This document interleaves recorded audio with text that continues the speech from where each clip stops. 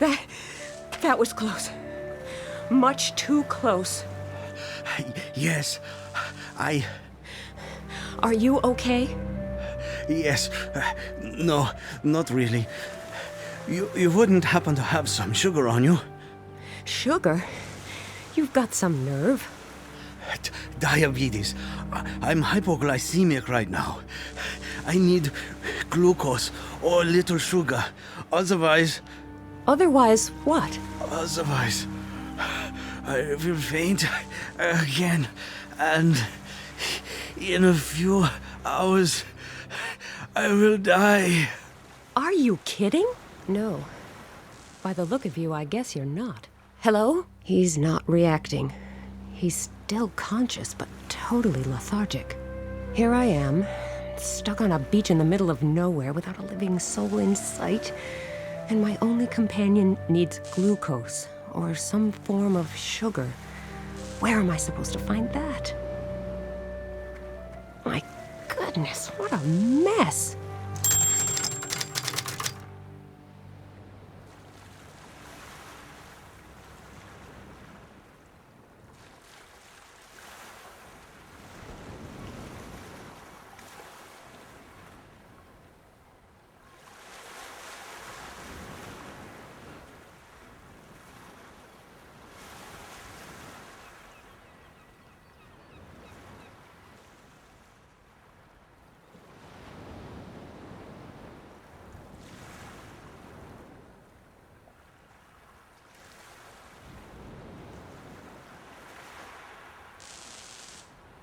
My ticket, and the mysterious letter I was given at the harbor. The letter is full of cryptic symbols.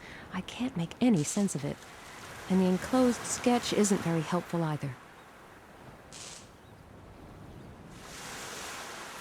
I do hope he'll last a little longer. I need to hurry up and find some glucose, or at least some sugar. But where? The hypoglycemia is so bad that he's totally unresponsive. If I don't do something about it pretty soon, he will probably die.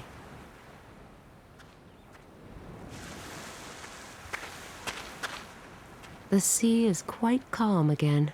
The chaos on the beach and the junk floating in the filthy water are the only reminders of that disastrous flood wave. I'm glad we even made it to dry land. I've done quite enough bathing for one day. I could easily get over there, but getting back might pose a problem. First, I'll try to find something to help my unconscious companion over here.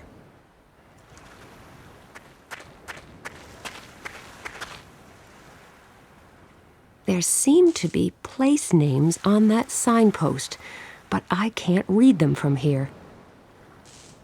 I'd have to be some kind of comic book hero to get up there, or a talented rock climber.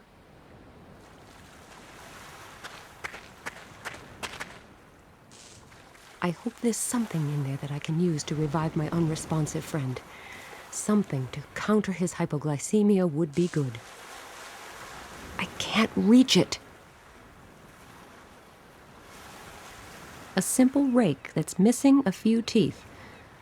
I hope no one expects me to tidy up this beach with it.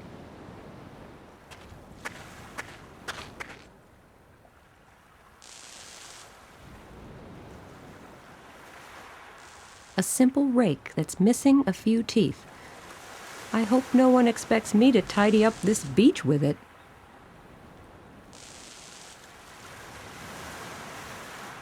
I should look for something that's easier to throw.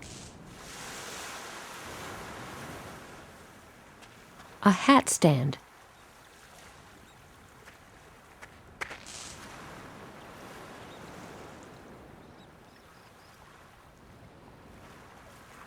A hat stand.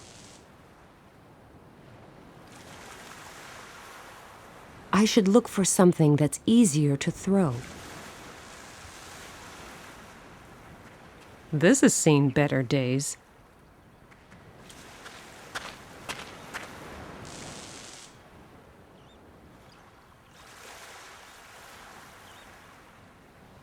This has seen better days.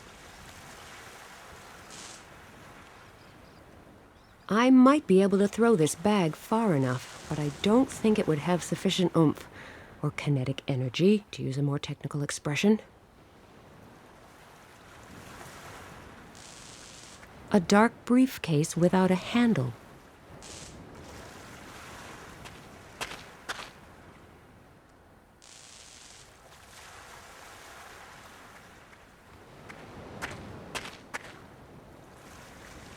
The briefcase is unwieldy, not very aerodynamic, and missing a handle.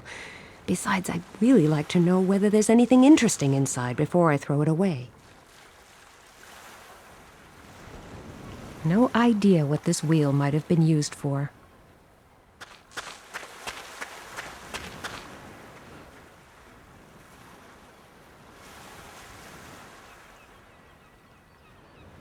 No idea what this wheel might have been used for.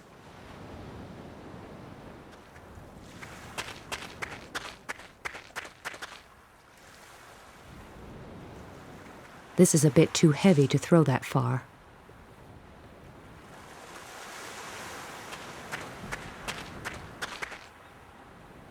A diver's spear gun, including some spears.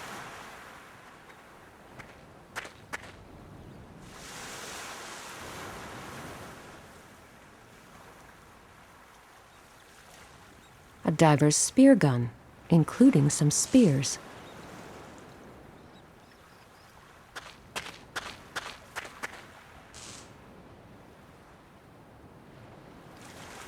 There is a chance that the spear will just go straight through the medical kit and pin it down. And the way things have been going, I don't think I should count on my luck.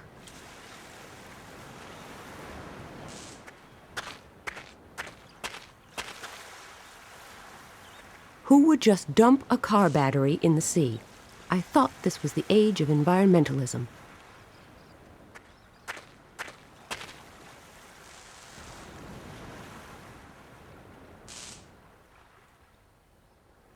I'll have to be very careful with this. I really don't want to get acid on my hands.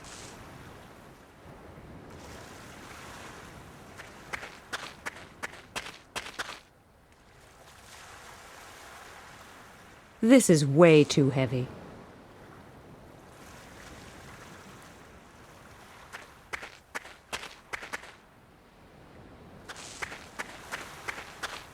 I bet it contains all kinds of handy tools. Unfortunately, it's locked.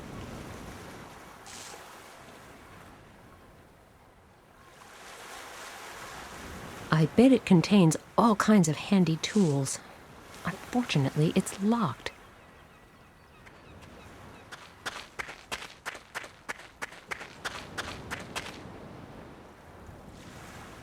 It's full of heavy tools. I'm glad I can even lift it. Any attempt to throw it would fail miserably, I'm sure.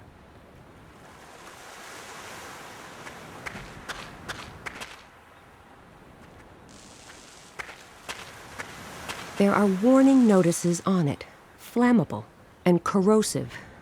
There's still some liquid at the bottom of the barrel. I can't shift it. However, I don't think I really need to anyway. A dirty sheet of metal.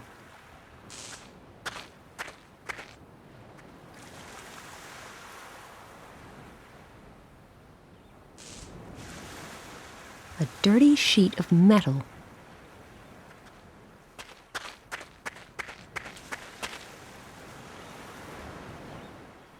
This is where the sheet hits the fan. But you can't really aim with this thing. And the razor-sharp edges aren't much help either.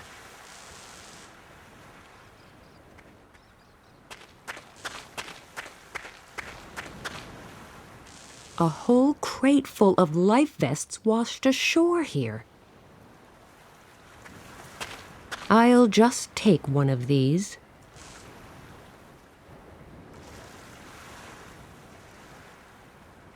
A life vest with a carbon dioxide chamber. You just pull this little cord to inflate the life vest. If I need any more, I'll know where to find them. One is quite enough for the time being.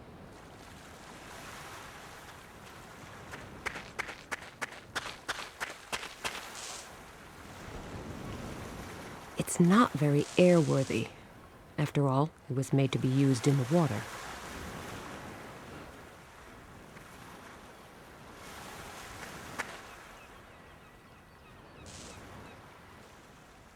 Heaps of small pebbles.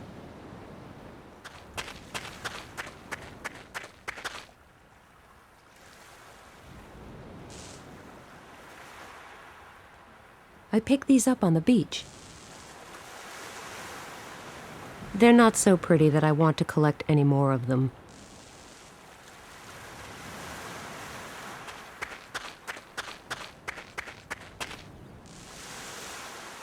A single pebble is too small, and a handful would probably just scatter all over the beach.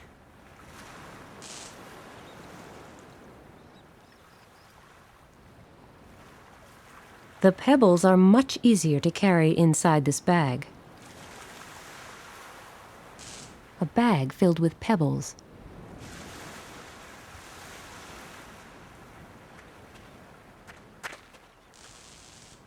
And now for my attempt at a new bag-throwing record.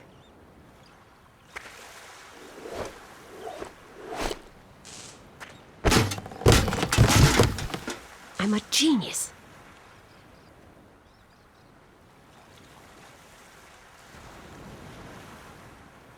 Let's see if there's anything useful in here. Rats, no glucose, just a couple of bandages. Looks like I'll have to think of something else. Ordinary bandages. He doesn't seem to have any open wounds. A handy bucket. A handy bucket.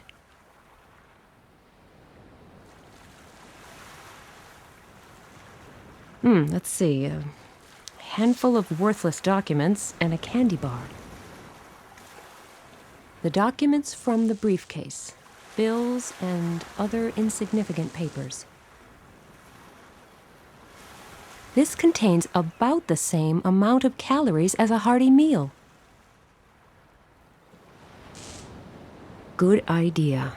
I'm sure the sugar in this candy bar would help him, but I'm afraid he's in no condition to chew anything at the moment. I should find something for him to drink.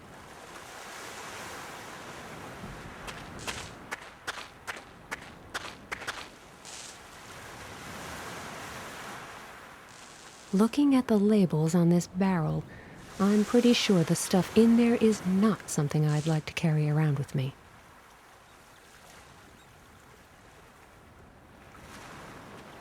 Before I scoop up any water, I need to make sure the bucket doesn't fill up with any rubbish and dirt. The flood wave flushed out plenty into the sea.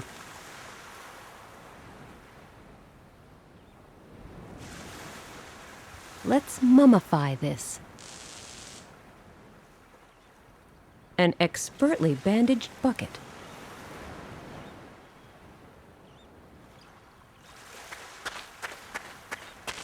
Good idea. That way I should be able to get some reasonably clean water.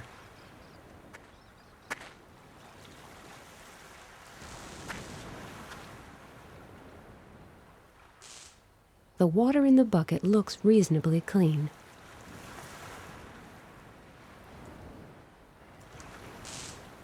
Thanks, I've got enough.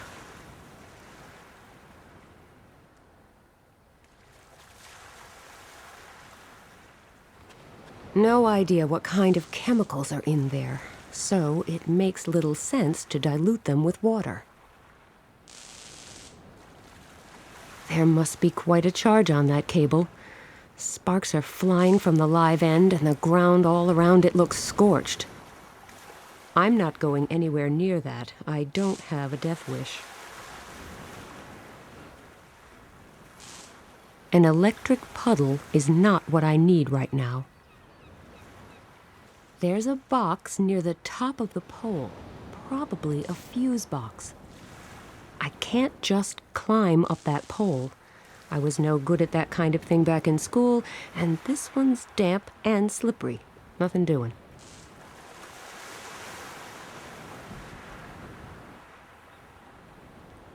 I've always wanted to have a go at firing one of these.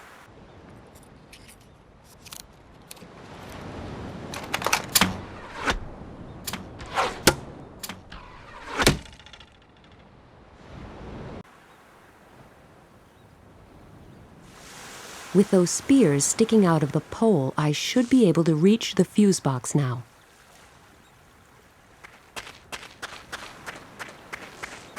I could probably climb up to the fuse box now, but there's no way I'm using my bare hands to tinker with it.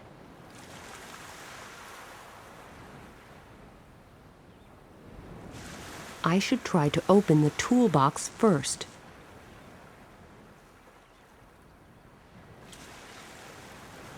The car battery contains a strong acid. If I pour just a little on this lock, that should do the trick. Yes, it worked!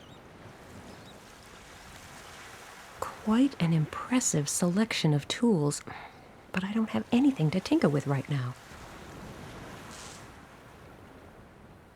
Luckily, there's a pair of insulated pliers in the toolbox. Okay, here goes.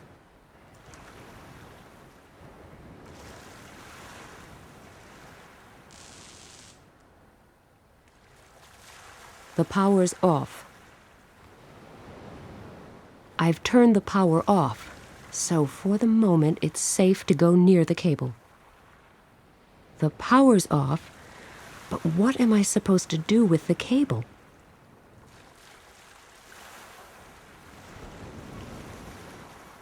I would need some kind of charging device to recharge the battery.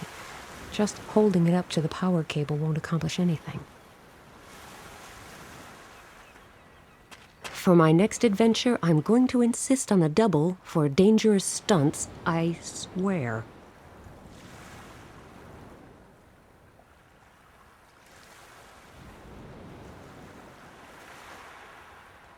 Now the power is back on again.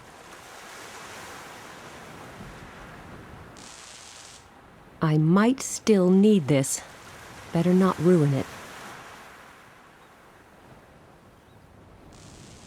I'd have to go near that live power cable. Much too risky. Luckily, there's a pair of insulated pliers in the toolbox. Okay, here goes.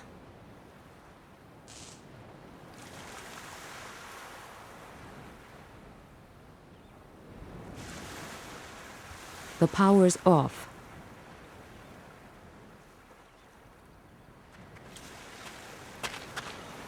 If I tear up these documents, they should burn quite well.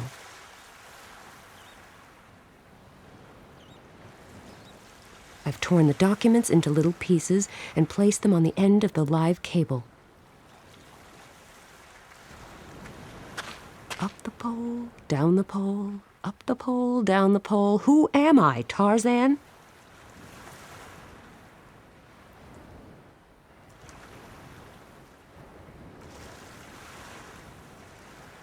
Yay, it worked! The documents are on fire.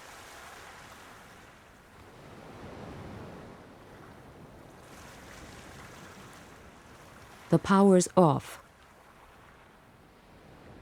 A nice little blaze. And I didn't even need matches or a lighter. But the documents won't burn forever. The fire will go out soon unless I think of something. The fire's too small to heat the water anytime soon, and unless I think of something fast, it will probably go out again before long.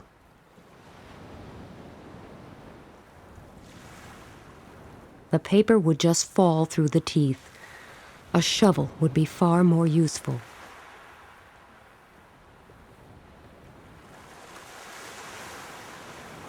If I bend this sheet of metal a bit and then lodge it between those teeth, there, it worked. Sometimes I'm really quite proud of my ingenuity.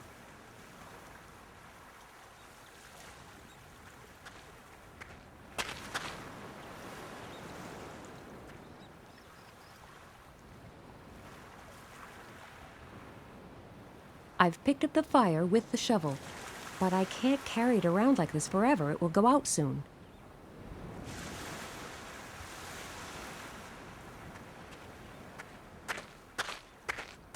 Let's hope this doesn't result in a high jet of flame.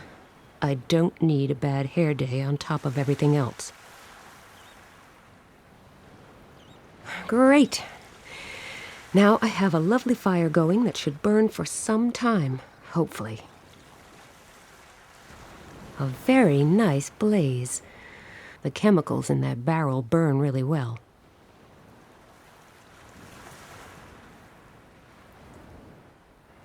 I don't want to hold it over the fire. Burned skin has such a horrible smell, and putting the fire out doesn't make any sense either. I'm glad I managed to light it in the first place.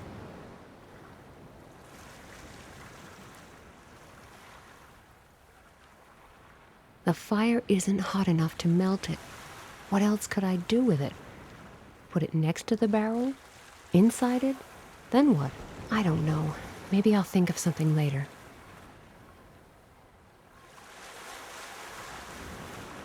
I could hang this bucket on the hat stand. All right, that's what I'll do then. I hung the bucket on the hat stand. Not that I have the faintest idea what good it will do. The bucket could easily hang over the fire, but I don't think a fried bucket would be very tasty.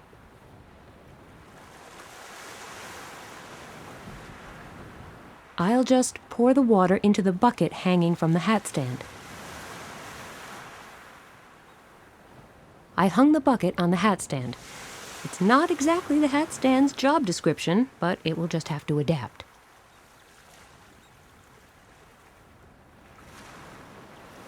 So, what's on the menu today? The bucket is hanging from this hat stand at just the right height over the fire. The water is nice and warm now. I should make use of that before I take the bucket down again.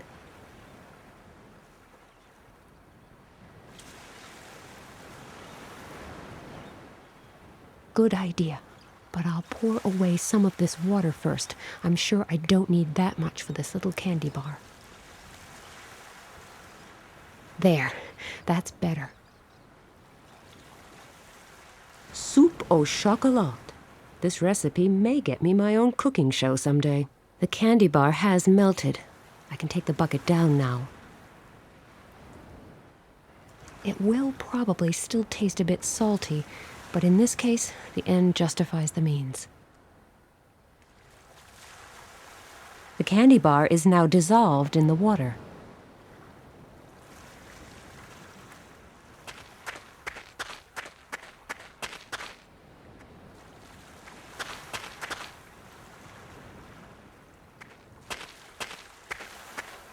Here, drink this. It will help. Oh, thank you so much. I really needed that. You're welcome. Looks like I've taken the lead in our little life-saving contest. You owe me. Yes, you're probably right. You'll want some answers to your questions, I suppose. Well, I've been robbed, knocked out, shot at, and nearly drowned. I'd say a few answers are the least I can expect, wouldn't you? Right. Let's start at the beginning. First, my name is David Corell.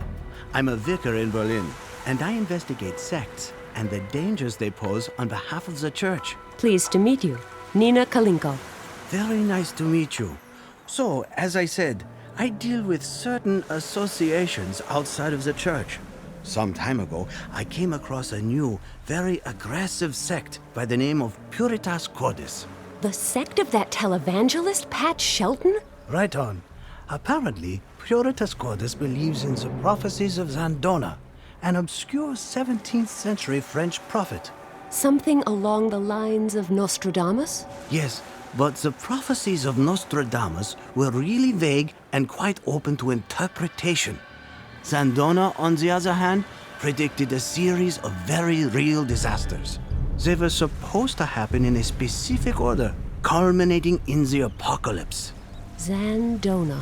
Now, where have I heard that name before? I tried to look him up in old church archives. Not very successfully, though. You mean there's nothing at all about Zandona? Not much. At least not anymore. The central registers are missing several tomes of records from this period. And I didn't have much luck in other archives either. Practically all records that might have contained some information about Zandona have vanished into thin air. Then, 2 weeks ago, a centuries-old parchment surfaced in Cambridge. A letter from a nun mentioning Zandona. The very letter you're carrying right now. Ah, so that's what these people on the ship were looking for? I think so, yes. Anyone who possesses it is definitely in danger. Just my luck. The last person who had the letter before you was my colleague, Patterson. He was going to follow some clues from the letter in northern France. He was the one who slipped you the letter at the harbor. He was probably being followed, and when he noticed, he passed the letter on to you. Not a moment too soon. May the Lord have mercy on his soul. And now I'm stuck with it. Unfortunately, yes. I'm so sorry that you got dragged into this. I witnessed the so-called accidents at the harbor. I realized he must have given someone the letter, so I boarded the ship in his place. I wanted to make sure the letter didn't fall into the wrong hands, and that its new owner was safe. People are being murdered for an old letter? Could its contents really be that important? Ashford, England, Anno Domini 1681. Now that my grey life is moving towards its equally grey closure, I can finally muster the courage to write down what I saw. My hands are still shaking today when I think of all the poor souls of Gatineau. I will never forget them. Screaming women, burning houses, crying children. A flaming inferno. Just like he predicted. Just like every single one of the disasters he foretold. This Zandona. He may be a man of faith. He may be a prophet. But is he also a man of God? There is no sense in musing about that now. I have failed. The key lay within my hands. The key that could have halted all the looming disasters and changed the course of events. The burning mountains, the great flood, the apocalypse. Perhaps it was up to me to prevent them. But my faith was weak. All those years, the key lay well hidden within the ruins of Gatineau, and the saint who showed me the way appeared to me in a dream every night. But my fear was too great, and I never returned there. I have failed, and therefore all I have left is hope.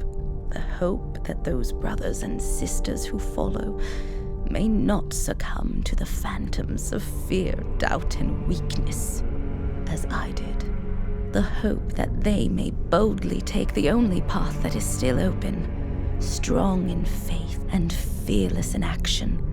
I pray to God that it might be thus. Otherwise, the last of the prophecies will come true as well, and our fates will be sealed. May the Lord be with you. May you find the strength to take the key and try to stem the tide of Zandona's prophecies. Forgive me, Sister Elise. That doesn't sound good. Not good? Sister Elise basically announced that the apocalypse is almost upon us. Oh, come on. That seems a bit exaggerated. Have you already forgotten the flood wave then? How could I? See? And what did the letter say? It mentioned a flood wave, didn't it? That could be a coincidence. And by mere coincidence, some people are leaving dead bodies in their wake just to get their hands on this letter? And by mere coincidence, during these last few weeks, a major part of the very disasters that Zandona foretold happened one after the other, in the exact order of the prophecy. Which is... First pestilence and disease, just like the epidemic in Western Africa that still has millions of people living as fugitives. So you think that was the first harbinger? What next? Next, the punishment of the greedy. The burning oil fields in the Middle East leading up to a severe economic crisis? Probably, and then a war. There are plenty of those to choose from. But the most gruesome is probably the Civil War in South America, triggered by the collapse of the financial system. Earthquake? Japan. Burning mountains. The volcanic eruptions in Southeast Asia, Followed by a flood. which we've seen for ourselves. You're beginning to scare me. I am sorry, but this is what Zandona's prophecy says. And it is also what the Puritas Cordis sect is preaching. I have no idea what the key might be that Sister Elise mentions in her letter, but she seems to think that the prophecies can be stopped by using this key. How can anyone stop a prophecy? Beats me, but I know this much. If there is even the slightest possibility that all those disasters may actually be followed by the apocalypse, we have a real problem on our hands. And if there is even a remote possibility of stopping the apocalypse, or at least taking some appropriate preventive measures, then we should definitely make use of it. Okay, you're right. I can't and won't really believe that a bunch of old prophecies are about to come true. But looking down from a cloud afterwards and saying, if only I had, doesn't seem too tempting either. What do you suggest? We need to go to Gatineau. Where exactly is that? The place vanished from the history books centuries ago. But a few years ago, they discovered the ruins of a small town that they think is Gatineau. And if there is anything left to find there, we must do so before anyone else does. Before it's too late. Then we should head there immediately. There's another section of beach over that way. Maybe we'll find something there that will help us get away from here. I'm going to need your help, though. It's a rather steep descent. That should be all right. I'm still feeling sort of shaky, but I guess I'll be up to lending you a hand for a little climb.